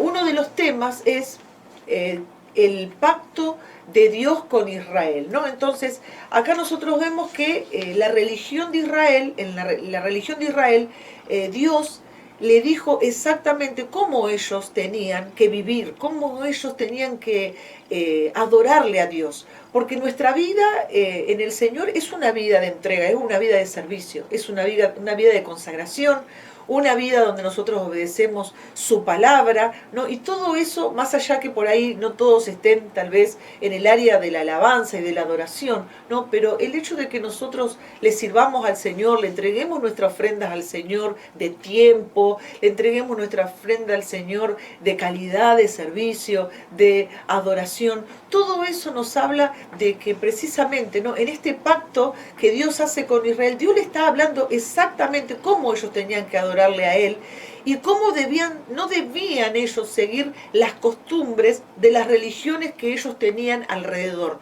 de otras naciones paganas, ¿no? Cómo ellos tenían que ser un pueblo que tenía que marcar una diferencia, ¿no? Anteriormente nosotros vemos que Dios había hecho también un pacto con Abraham y con su familia. Dios hizo un pacto con Israel como nación, ¿no? Entonces es importante que nosotros leamos la palabra en Éxodo 19.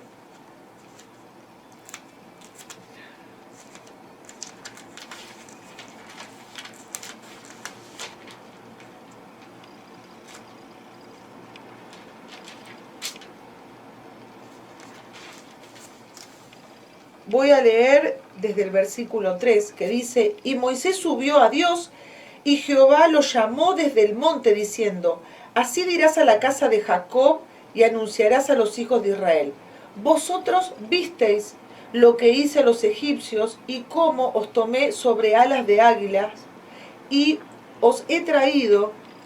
Ahora pues, si diereis oído a mi voz, y guardareis mi pacto, vosotros seréis mi especial tesoro sobre todos los pueblos, porque mía es toda la tierra.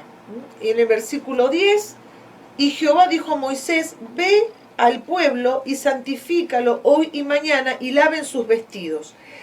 Y estén preparados para el día tercero, porque al tercer día Jehová descenderá a ojos de todo el pueblo sobre el monte de Sinaí, y señalarás término al pueblo en derredor, diciendo: guardaos, no subáis al monte, ni toquéis sus límites, cualquiera que tocare el monte de seguro morirá, ¿no? Entonces, nosotros aquí vemos que Dios le está poniendo directivas, ¿no?, antes de esa gran manifestación que Dios va a tener, ¿no? Porque su pacto estaba diciéndoles de que ellos tenían que ser, iba a ser una nación, ¿no?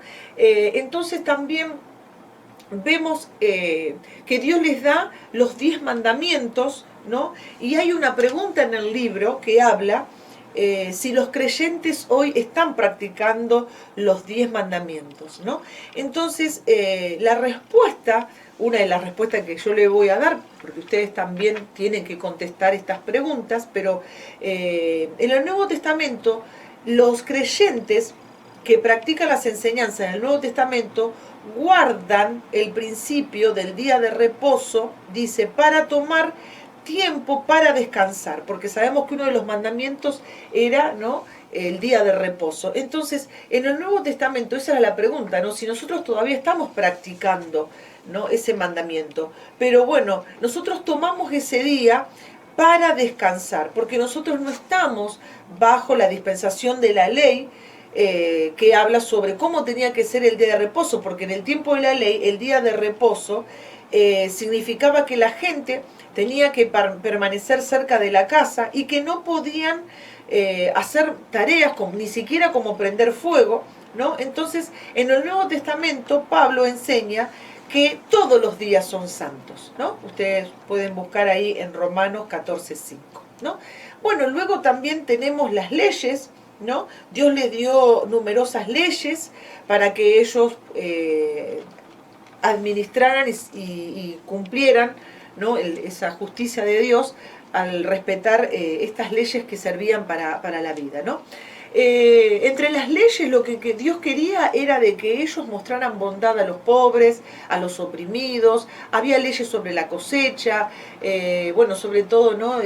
Enfatizo el tema de que Dios quería que ellos ayudaran a los débiles, que honraran a los ancianos, que ellos respetaran toda vida y que sean